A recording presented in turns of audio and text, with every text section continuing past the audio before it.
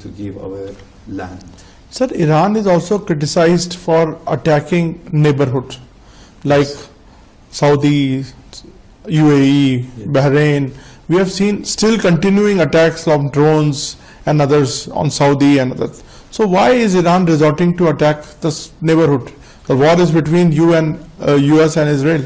Yes, we were living in this regime for more than, I don't know, 10,000, 20,000, 1 million years. We were in this regime.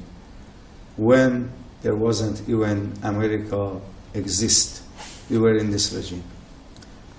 And you know, America is far from Iran more than 6,000 miles, roughly 7,000 miles is far from Iran. Never America can attack us and can target Iran from New York or Washington or California. America should use some bases from near to Iran. Where are these bases which America use it? Exactly, America established 33, and yesterday I heard from some American senators is 45 bases around Iran.